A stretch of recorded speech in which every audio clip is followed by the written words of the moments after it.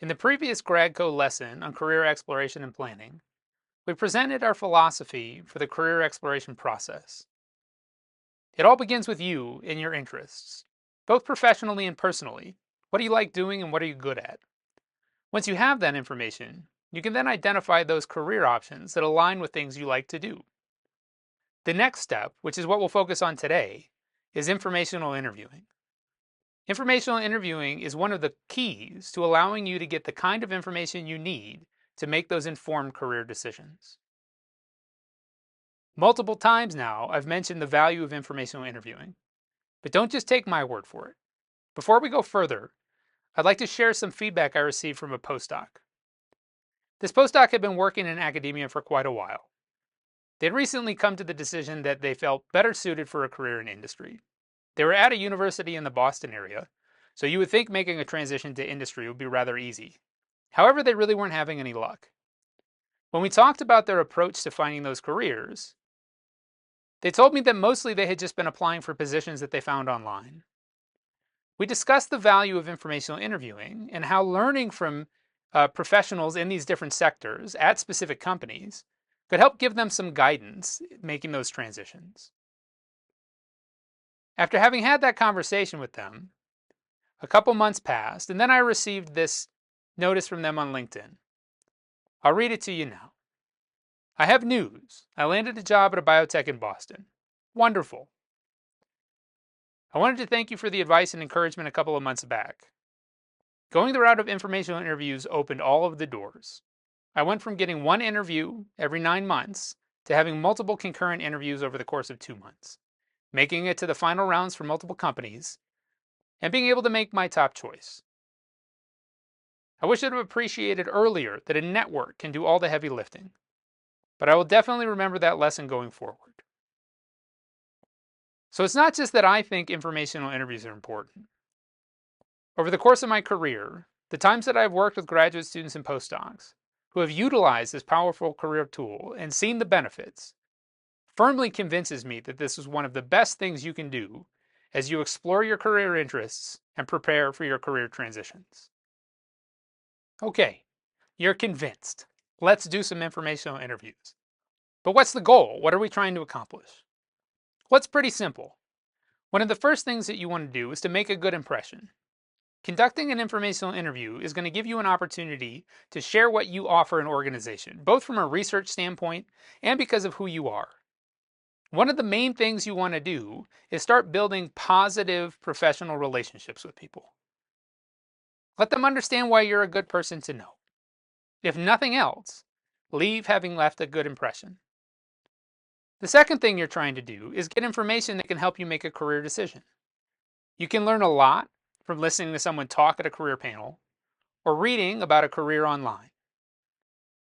But knowing the ins and outs, knowing the things that you can't find in a job posting, that can best be found by talking to somebody who's doing that work. The third thing you're looking to do is build some connections. Each person you talk with is a potential connection to additional professionals in the field. An informational interview will allow you to build that roster of people who can support you making your career transition. And in addition to expanding that professional network, informational interviews provide an opportunity for you to find mentors, people who can actually give you the kind of guidance that you need with a specific industry lens as you look to transition in your career. The structure of an informational interview is also pretty simple. You want to start by thanking them. Hi, thanks for talking with me today. I understand your time is precious and I appreciate you giving some of it to me. Context. Why are you asking for this? I'm currently a third-year PhD student who's trying to understand what I want to do when I finish. I think working in your field might be something I find really rewarding. Or, I'm a postdoc wrapping up my experience working in neuroscience. I've identified that being in industry is really the place I want to be, but I'm uncertain how do I make that transition. You also want to be able to share with them things about what you do. We'll spend some time talking about the research story and the career story in the rest of this lesson. Both of those are opportunities for you to share what you do professionally in your current program and who you are personally, how you do your work. Typically, you get to use these because someone will ask you, tell me a little bit about yourself, or what are you working on now, or why do you think you're interested in my career? Being prepared to answer those questions will allow you to highlight the value you offer an organization. Finally, the meat of the informational interview is the questions. You want to spend some time thinking about what is the information you're trying to gather. These questions are not simple questions, not things you can easily find online or pull out of a job posting, but more about the nuances of that career. At the end, you want to thank the person again for their time and ask for a warm connection. Hey, I really appreciated the opportunity speaking with you today. As I continue to explore this field, can you think of anyone else who might be helpful for me to talk to? Following this structure will ensure that you're using this powerful career exploration tool effectively and getting the most out of your informational interviews. So how do you make a good impression anyway?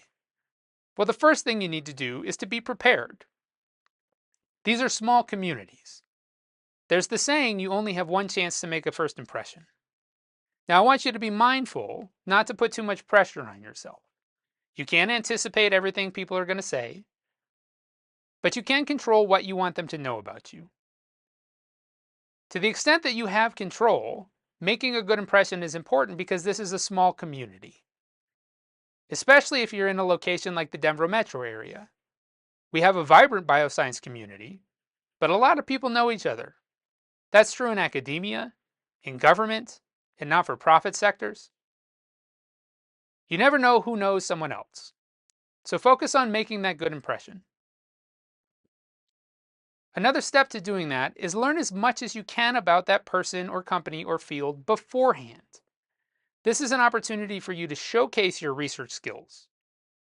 If you're trying to move into a position that requires research, one of the best ways to demonstrate you're a good researcher is by doing your research ahead of time. Where did this person train? Do you have shared things in common? What's the company's mission statement? What are their big products? There's a lot of information that you can find that's available to you online. Start that process ahead of time and be prepared to share that. This also shows why you're a good person to know. What value do you provide? You may have connections to other people in your own organization. You may have some specific expertise in an area. These are all opportunities for you to share that information. You don't just want to connect with someone else. You want them to feel like they want to be connected with you. Professionalism. What kind of environment is this? Academic environments and industry environments are very different. Try to understand what that environment is like before you enter into it. This is both dress, but also conversation and mannerisms. Keeping things positive. Are you somebody who is really focused on all the potential, rather than someone who talks about all the negatives? Being professional in your interactions is a great way to start establishing a good impression. And then finally, before you engage in these conversations, determine what you want them to know about you. What research do you do? What's your technical expertise? What skills do you have? But even more than that, what are your motivations? Why do you want to work in this career? Even more importantly, why would you want to work at that specific company? Those are all things that you can start to prepare ahead of time. In the next part to this lesson, we're going to focus more extensively on the research and career stories.